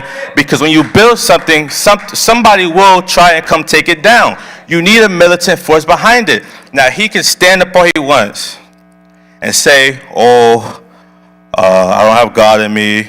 I'm Willie Lynch. That's cool. Right? So I'm here. Right? He's right here saying it to me. He said it loud. He said it loud and clear. No, he gonna say what he say. But we not worried about him. Yeah, nah. You want to speak, bro? Okay, my turn. Oh, my bad. So, okay, forgive me because I'm passionate, right? So I listened to you. I wanted you to present, and I was very interested in what you was going to say. I know you Black Nationalist Agenda. So I've grown up here at the Nationalist Network. For those who don't know me, Reverend Sharpton is my father. That does not make me biased. That makes me more critical, probably, than most of you understand. Growing up here, and you said the Black Nationalist Agenda, one thing that you said that I totally agree with is education, right? Knowing your knowledge history. of self, yes. Knowledge of what happened, though, as well. Knowledge of what actually occurred in these United States of America and in Africa. So, of course. I'm going to go back, because you have an ankh on your neck, right? Say yeah? You have an ankh on your neck. That's an ankh. ankh. Yeah. Right. I hear you. I went to all black school. It was only for black school. We had to do the Nguzo Sabas every day, South African anthem, knew all about Africa. Black nationalists, as you would say. There were black nationalists that came and blessed Rev because of his courage in the 90s and 2000s that died here, that taught about what you're speaking about, but more factually, right? Malcolm X's daughters, Malcolm X's widow, Betty Shabazz, sent me to that school. Johnson Preparatory School. She taught at Medgar Evers College. Her daughter, Malak Shabazz, still comes here every Saturday, right? I just want to teach you, because it's not... Right, yeah. I'm not taking offense. No, listen. You know. I don't want, if you do or not. Never. The first thing is, Malcolm X and Martin Luther King, they teach you in the media and in this country to make them opposition. They were not opposites. They were not opposites. Malcolm X, but you keep talking about God. Malcolm X was a Muslim. He believed in Allah. So his fight was spiritual, was not just about nonviolent versus violent. When have you ever seen Malcolm, and this is not a path, like, I want you to answer me. When have you ever seen Malcolm X actually fight? When he went to the hospital in the movie, if y'all only saw the movie, what did they do at the hospital? They stood outside. Did they say anything to the cops? They just stood there, right? Hold on, I'm just proving the point. He went like this, and he went that way. Once they broke his heart, once the FOI, the Fruit of Islam, that's a religion. That's a religion. Yeah. Yes. Sorry. So you keep talking about God. God and Allah is the same. No, I'm not talking about God. But it's all a part of it. You can't separate it because it's all a part of it. Malcolm X and Martin Luther King, that was a preacher. He was a Christian preacher, and that was a Muslim preacher. Right? Things happened and broke both of their hearts, and they both separated from what they originally were talking about. Right. Now, one belief, I'm not going to jail. Now, you said prayers can't stop bullets. That's your faith. That's what he was trying to say to you. I believe in a God, and my faith is that strong that I know that if we pray and avail it much, I've seen miracles because of just prayer. But I do believe that faith without works is a dead thing. That's a fact. Of course, yes. That's a fact. That's all I'm trying to say. First of all, Malcolm X was killed by us, by black people, not white people. Black, you can do all that. And the ones who shot him was Muslims. Right, true. His own people killed him. Martin Luther King allegedly was killed by who? The government. Well, so who sold out? Allegedly, right. There was no selling out either. They killed both of our leaders because of the truth that they told. So we cannot be divisive and get up here and say this one versus that one and that. They both were extraordinary leaders in their own right, and they led us forward. Now, I'm going to say this to you because I've had this conversation with my father. I used to always talk about Malcolm X and Martin Luther King and what did this one accomplish. So he said, Ash, what wins did Malcolm X gain? What? Black people. The greatest thing to me that Malcolm X did was awaken our minds. He talked. You said talking can't do nothing. That's all Malcolm X did was talk. No. That's all hold on. Yes, yes. That's all he ever did was talk. That's all that brother did was pray and talk. He got up in front on the mosque. He was praying at the mosque number 7. He prayed all the way to go on his voyage to the Hajj. All he did was talk. He never threw his hands. When he had the gun in the picture that they use everywhere, all over the media, he was looking outside at Brother Shaw, who was another Muslim, because they was trying to kill him and threaten his life. He was not shooting at white people. So that's a lie, and that's a fantasy. He was not violent. He taught us to enrich our minds. He said that our greatest gift, our greatest weapon was our minds. That was Malcolm X, what he taught us. Martin Luther King actually faced violence. Did you see Selma? I did. They went to Selma. What did they accomplish? Before the Voting Rights Act, before any of that, because that bill, what you said that it accomplished nothing, that's straight out of Trump. No, I didn't say accomplish nothing. You did. You said that's straight out of Trump book. First of all, Montgomery Bus boycott was one of the greatest boycotts that this world has ever seen. Right. And that was the strategy with Dr. King. We would still be riding in the back of buses. You said you voted in the election. We wouldn't have a right to vote if Martin Luther King didn't do what he did. Can I, please? But hold on, I'm not done. Okay, I sat there for a minute because I just wanted to hear everything everybody was trying to say. I'm passionate, like I said, I'm not angry. I'm excited because we need the conversation. But it's inaccurate. What you're sharing is not true. All right. It is not true. If you want to say violence, who was violent was the Black Panthers. Yes, of and course. what did they do to the Black Panthers? Exactly what Maurice said in the beginning of the conversation. They slaughtered them. They put them in jail. They took all that they had from them. Then he went to Tulsa. Look at what you're talking about, the ground, the armies, the troops. You can go to the D12. Remember the December 12th movement? December 12th movement, Erica Ford. Who knows Erica Ford in this room? Erica Ford was a young activist in December, the D12 movement, when they took and tried to take over, and they was all violent plummet. And what did they do to them? Thank you. Gone. In jail, completely deployed. So what I'm not trying to say that you're wrong. Right. Your facts are not facts.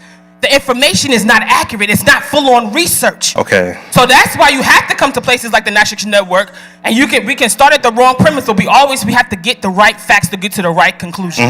Wrong premise, wrong conclusion. Malcolm X went through a transformation of time. Oh. And you can talk to his seeds. You can talk to like they said, they was talking about, FOI is outside, all outside. Farrakhan. How violent is he? Not at all. He talks all of that. The white man is the devil. That is not violent. That is technically hate speech. Y'all can be mad and glad at me. And we know Farrakhan. At the end of the day, my point is, let's be accurate of what you're saying. The Black Panthers were violent. Use accurate descriptions of violence. It was not versus. You can say what you want, TP. Say anything that I said was inaccurate. Everything that I said is a fact. I said something. A fact. They killed both of them. Right. Both of them. And the one allegedly who killed the one that y'all said was a sellout, the government killed him. So how was he the sellout? We got legislation off Dr. King's work. Malcolm X empowered us and planted seeds, but how many people even swallowed the seeds? We don't even know what he said. Y'all don't even know what he said. What he wrote, what he did. He walked these streets. If you watch, I'm sorry that I'm referencing it because it's this day's history. Hold on. Godfather of Harlem. Did y'all see that? What Malcolm X was a lawyer. Malcolm X helped people do. There's a whole bunch of things that he did that's not on the books. Literally. Of course. And he was not outside with a gun shooting at white people. I didn't say He violence. was not. You said violence versus non-violence. No, that was a topic they came up with. I said he stood for self-determination. Self-determination. Now, hold on. They both were self-determined. Hold on, because I do want to talk about Let's go. the point that you brought up with And the enslaved, you said Africa. something. Hold on. In order for us to be slaves, we sold ourselves. The white people didn't just come and take that by force. We sold ourselves out. Black people, that's a fact too. No, They sold their brothers and sisters for weapons. Black people. So we couldn't have been slaves without each other. All I'm saying is you have to understand the full circle of everything. It's not just white and black and this one Christian or Muslim. It was they all participated in the downfall of what we know as our people. Yes. So not one is better than the other. They both contributed to our people. this wasn't a competition. This was a simple dissection of both parties. That's it. Okay. Now hold on. Because stay right here, please. Okay. You spoke about the Montgomery bus movement bus boycott, and they said Rosa Parks, etc. Right? I do want to point out that at some point in time he did speak for integration. Yes. Okay. Now, what they don't tell you is before his integration became viral for that time, we already owned our own bus companies. We owned many things. King was not for owning your own bus companies. In this particular example, he just wanted to sit in the front of the bus. We already had our own buses. We had our own buses. We had our own everything. No. Okay, so wait, hold on. So it was not personal. King didn't, wasn't like. It wasn't King, personal. King Yeah, didn't no. want to go It wasn't sit like, in front of oh, the- still no. No. Wasn't personal. He just wanted to. What I see is he had too much of a. Okay, Francis so I'm Cress gonna called go this. this. How much percent? Hold on. How much percentage? Never. You said we had our own. We had about 2 buses. We had about 2-3 buses compared to the rest of. It was enough, you know. It was enough. Was it enough? It wasn't enough, but it was a start. Was you know? it? It was a start. In order, okay, so let's go here. Let's talk money. Forget color. Let's talk money. The economics was Hold always on. low. I know that. No, Yeah. Exactly. So if you said no to integration, how can we economically win if we don't combine? If we don't have somebody It's on not- that side pulling. it's No, not serious. us, You it's said them. it earlier as far as the economic fight. I'm not for Trump, but Right. somebody got to be in there talking to them for us to get any wins here. Yeah, of course. There's no way we can just storm and do. The only way you can. Why you said they got the Nobel Peace Prize? Why you said they gave it to him? They They didn't give it to him. That was the token to throw at him. He didn't need that. He made them. He went. Okay, so now we gotta see the Andrew Young Hold on, documentary. please, Andrew Young documentary talked about all of this. Andrew Young. Say said- again? I'm sorry. The Andrew Young documentary talked about all of this. Mhm. He said that he was a sellout. He said I was a sellout in the group. They were not. He talked about everybody's role. There's a role in order for us to advance forward. Absolutely. Like you said earlier. Everyone plays a part. You're like right. You said earlier why would we expect the enemy to give us anything? Right. Right? But unless we all going back to Africa, and I'm sorry, I'm not going back to Africa. Y'all can go get on, see you when I see you, but I'm not going back to Africa. I'm staying right here. And in order to stay right here, in order to live, in order to have money, you have to work with each other. Now we can support our community and make the dollar go around more, but who owns the money? Right. I'm not saying that's not us though. That's them. That's their hatred. Listen. We could preach. Oh, please help us. Not You help said us. one Africa. Well, Africa is not one. No. I didn't say one Africa. Okay. You did. You said it was 50. Just work with Africa. I said one Africa? Africa is completely divided. No. I said that. No. I said that if we want. Just saying. No, It's miss. not as peachy as we are saying. I'm Of course. just saying. We all have our problems. We do. I was saying We about the gotta work Africa part that if we want a militant base, we have to have Africa unified. I'm gonna let you finish your lesson. to I'm help gonna us. sit down. But I just want to tell everybody that.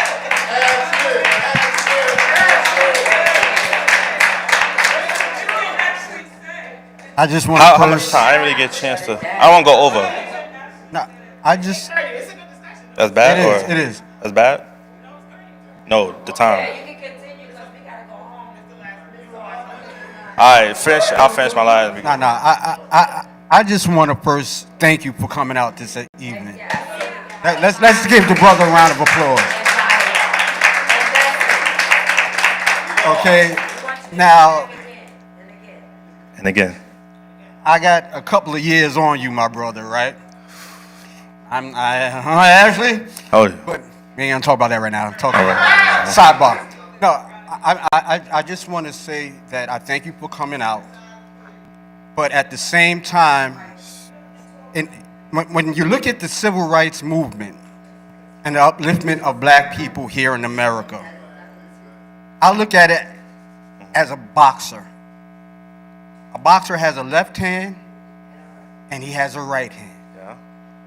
And what happens if you cut the left hand off the boxer? You asking me? Yeah. Oh, he's useless. He's a one-handed boxer. I'm not going to say he's useless. He only has the left hand. Or right hand, whichever hand you He's say. handicapped. Okay, handicapped. Now, if they cut off the right hand, He's armless. what happens? He's armless now? He's armless. Handless, yeah. So that's the exact same thing they did with the civil rights movement. So although we might have different modes of transportation, both movements were headed to the same destination. Right. Well, that was just an example. That wasn't the whole umbrella part. But go on. So I'm just sharing with you like I shared with my brother Gazimbe, just like I shared with my brother Tim, who were both members of the National Action Network for a very, very long time and supported Reverend Sharpton, put their lives out on the line for Reverend Sharpton. Yeah, I'm not against Sharpton though. I don't want people to think that y'all make it seem like I hate him. No.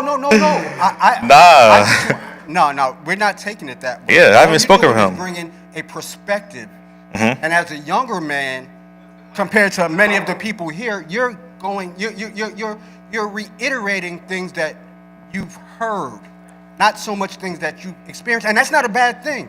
This dialogue that we're having, the conversation between you and everybody else, this is good because it allows us to see each other's perspectives.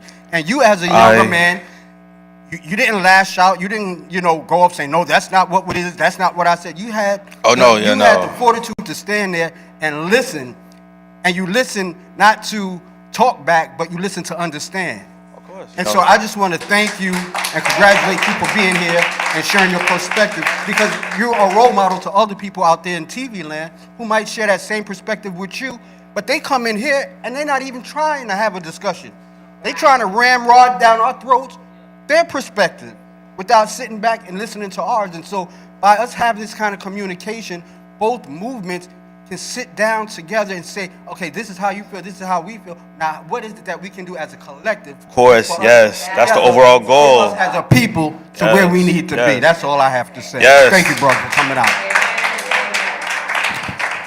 That's the overall goal. I didn't want this to be a debate. This is just a discussion. Debates are good. Well, I guess. This is just... Huh? Prayer is combined with your faith. Say it again. Prayer is combined with your faith. Faith and prayer and action creates change.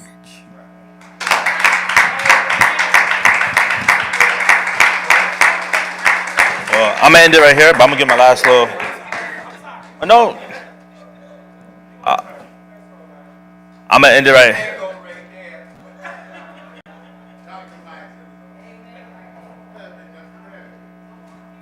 I'm gonna end it right here, but I do want to just clarify my lasting points. I am not against anyone's religion, whether you're a Muslim or Christian or atheist, whatever, if you consider that religion. Exactly. We're not against, I'm not against any of that.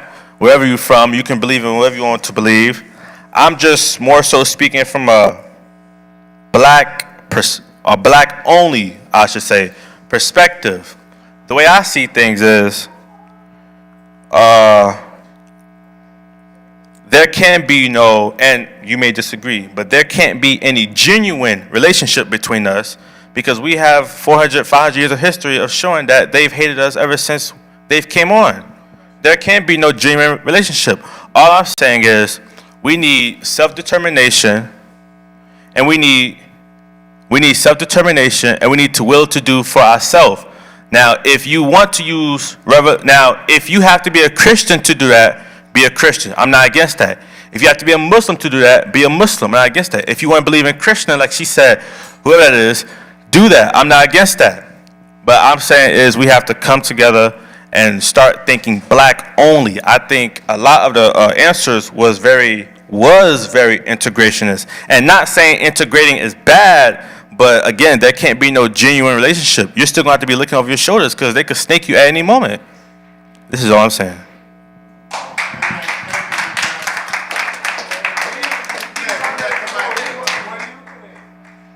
Huh?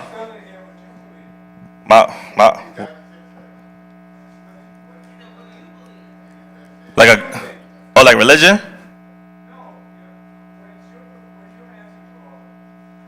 What I believe is the solution? Oh. Okay. I agree and disagree with everybody, all right? No one here made a 100% wrong and 100% right point, right? Plus, this is all opinion, so you can't really say yes or no. You came up here too, twice.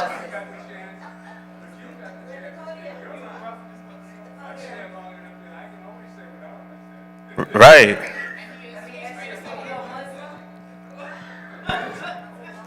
Non-Muslim. Yeah. That's ideology, not religion, but yeah. I guess that's it. Huh? I'm confused.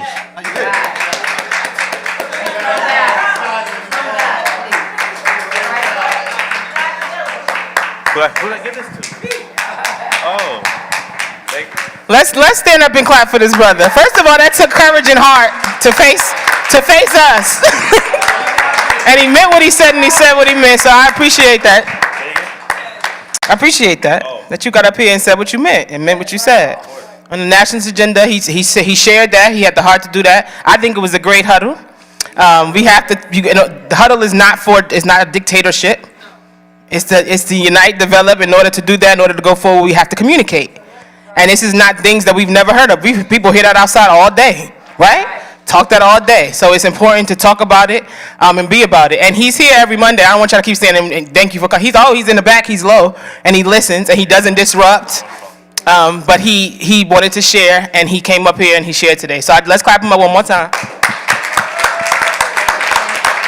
And let's continue to go forward in one accord. Everyone is welcome at the House of Justice, especially at the huddle. And again, we value his voice, Brother Freeman. And thank you to your friends. I hope I wasn't Winston wasn't too mean. Good. Sorry. All right. So we're gonna close out. I had trivia. I had $25 for whoever was gonna win the trivia, but it's late, so I'm gonna keep my $25. We're gonna sing Happy Birthday, Marcus Al. Any other people in December? Anybody else born in December? Want to come up? We want to sing Happy Birthday real fast. Dan, where's Dan? Can you lead us in Happy Birthday? Nobody else was born in December? Nobody? My brother's birthday was yesterday. Only Marcus Al? Okay, Marcus Al, come on.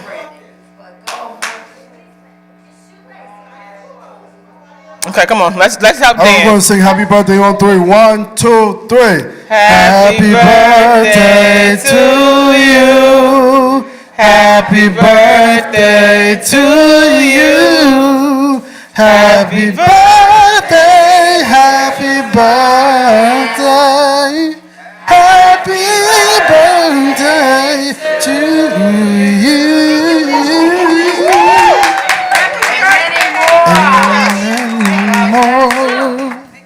Happy birthday to you. Happy birthday to you. Happy birthday. All right, we love y'all. Happy huddle. Happy huddle. We won't be here next week or the week after. We will be back on the 9th. No, it's the 12th. Excuse me, the 12th. All right? And remember, no DEI will be here for Christmas. I think all the volunteer is closed, right, Lise? So for Thursday, all the volunteers is closed. That's done. That's a wrap. All right. But if we don't see you, happy Hanukkah, happy Kwanzaa, Merry Christmas, happy holidays. Much love and light.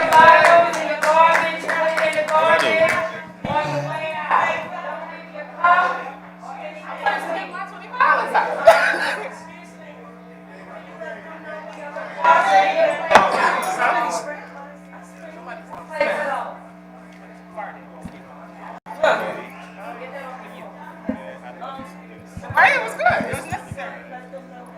I like it. Tell him. Make sure you tell him so he